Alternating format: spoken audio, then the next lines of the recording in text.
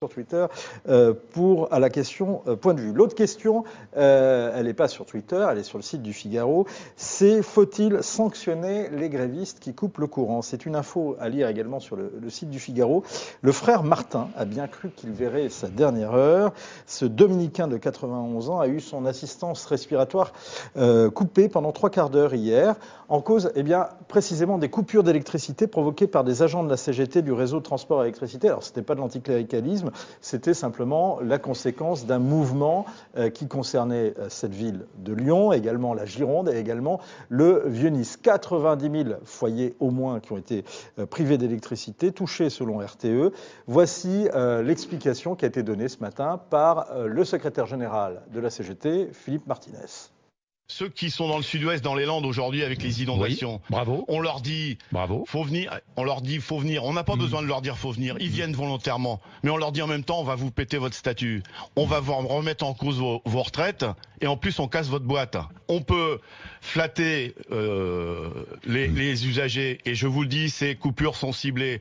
Mais cracher sur le service public de l'énergie, vous comprenez que ça énerve un petit peu. Non, mais... Et je pense qu'un certain nombre de gens du gouvernement feraient mieux de la fermer plutôt que de provoquer ces agents qui sont au service du public. Et cet après-midi, le secrétaire général de la CGT en a remis une couche à la sortie de Matignon. Quand Madame Borne se permet de faire passer une vidéo sur le réseau intranet d'EDF, de GRDF, de RTE, d'Enedis, pour expliquer pourquoi sa réforme est bonne, la veille d'une journée de mobilisation, alors ça a 2 conséquences. Ça augmente le taux de grévistes, mais ça énerve les grévistes. Alors ça énerve également Elisabeth Borne, qui a exprimé son courroux ce matin sur l'antenne de France Inter. Ce qui s'est passé est grave. Vous voyez, quand on a des dizaines de milliers de foyers qui ont été privés d'électricité, 50 000 en Gironde, 40 000 à Lyon, et puis à Lyon, 5 cliniques. Et puis moi, je demande aussi à Philippe Martinez de clarifier sa position sur ce sujet. Je l'entends dire qu'on coupe les entreprises du CAC 40, les préfectures, les centres commerciaux. C'est déjà assez discutable.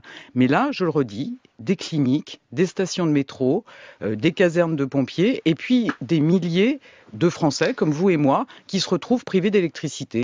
Alors pour être complet, Philippe Martinez cet après-midi à Matignon a dit qu'il appelait les agents de la CGT à amplifier le mouvement, mais cette fois-ci à remettre l'électricité chez ceux qui l'ont coupé du fait qu'ils ne payent plus leurs factures, ou bien à continuer à pratiquer l'armement qui peut-être avait marqué un point parce que la CGT était justement hors cadre et c'était une action qui n'était pas très sympathique. Finalement, Martinez revient en arrière.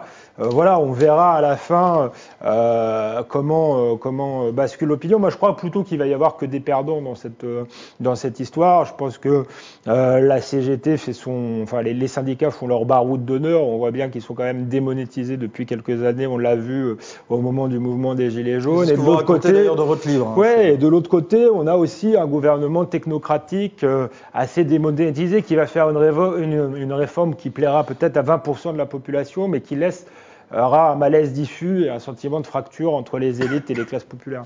Fergan, d'un autre côté, Philippe Martinez s'est réexprimé cet après-midi. On n'en fait pas un peu trop, là? Non, pas du tout. Au contraire, je pense qu'on n'en fait pas assez. Moi, je trouve Elisabeth Borne assez gentille quand elle se contente de dire que ses actions sont discutables. Il s'agit là d'actions criminelles. On a quand même là affaire à une espèce de dérive mafieuse du droit de grève.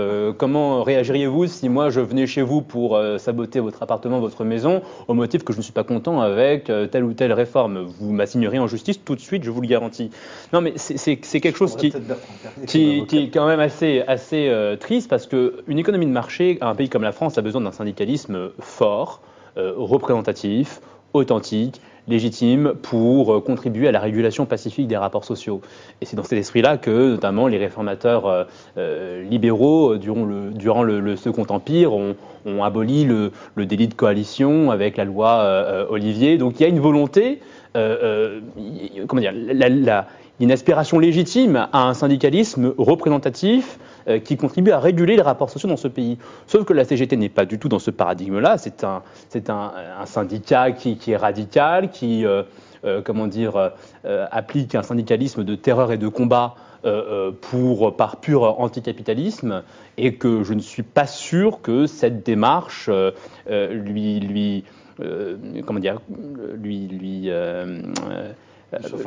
soit favorable dans l'opinion publique. Je pense qu'elle se tire une balle dans le pied. Alors justement, ça c'est intéressant. Donc ça, en tout cas, vos propos plaisent à Nathan, qui dit bien se faire gagne décidément. À l'inverse, il y a Babino nous dit, ils peuvent bloquer les transports, ils peuvent aussi couper l'électricité. Oui, c'est une démonstration de force. Anne-Lorraine Bujon, pardon de vous poser la question comme ça, mais s'il n'y a pas d'action coup d'éclat comme ça, on risque de ne plus parler de réforme. Je trouve intéressant de faire le parallèle avec les transports, parce qu'à mon avis, il faut le faire. C'est-à-dire que parler d'action criminelle ou de terreur dans le cas de la CGT, ça me paraît quand même un peu abusif. Que Philippe Martinez soit dans une position de provocation, qui soit radicale, qui soit pas prêt à discuter, c'est assez clair. Quand il juge les gens qui sont pas syndiqués et qui regardent ce qui se passe avec inquiétude et qui, pour l'instant, en tout cas, n'ont pas déclaré massivement qu'ils étaient du côté du gouvernement et pas des syndicats. En tous les cas, attendez, il y a quand même deux choses. Il y a deux choses contradictoires d'ailleurs. Il y a un soutien au mouvement, mais il y a un soutien à la réforme. Et il y a un soutien notamment même à l'idée de l'âge pivot. Si, je suis d'accord avec vous. Moi, je trouve que les gens sont assez largement acquis à l'idée d'une réforme, qu'elle est nécessaire, que c'est le moment de la faire. En tous les cas, les indicateurs, sans se prononcer sur le fond, mais les indicateurs montrent que le nombre de Français qui pensent que le gouvernement ira jusqu'au bout augmente.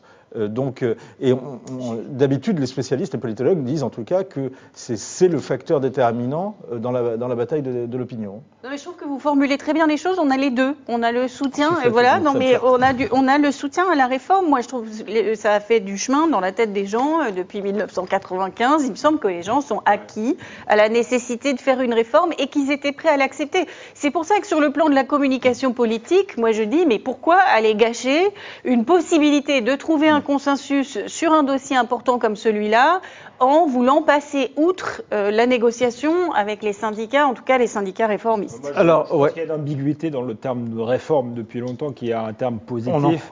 Et les réformes qui ont fait ces 30 dernières années ont été des réformes, qu'on le veuille ou non, régressives. Je ne dis pas que c'était pas nécessaire. On en redébattra. De les faire ou pas. Le sujet, Alexandre, le soutien à la réforme. porté les gens veulent du changement, les sanctions. À l'encontre, les sanctions éventuelles, à l'encontre de ceux qui ont procédé aux coupures d'électricité. Les coupures de courant sont illégales, me semble-t-il, nous dit Romain. Donc sanctions, ça paraît logique. Où est l'état de droit là? Citoyen nous dit, c'est les agents Enedis, c'était fonctionnaires, ce serait révocation pour sabotage. Vous confirmez, Bertrand, ça? Sabotage peut-être pas, parce qu'il n'y a pas une destruction de l'outil de travail, mais oui, sanction, oui. Et c'est vieux déjà, en 1979, on m'a tout coupé, nous dit Chris Cross. Eh bien, on rappellera la question qui est posée sur le site du Figaro. Faut-il sanctionner les grévistes qui coupent le courant? Et pour l'instant, c'est, comme aurait dit le général de Gaulle, un oui franc et massif. On va passer de l'autre côté de l'Atlantique et on va aller aux États-Unis.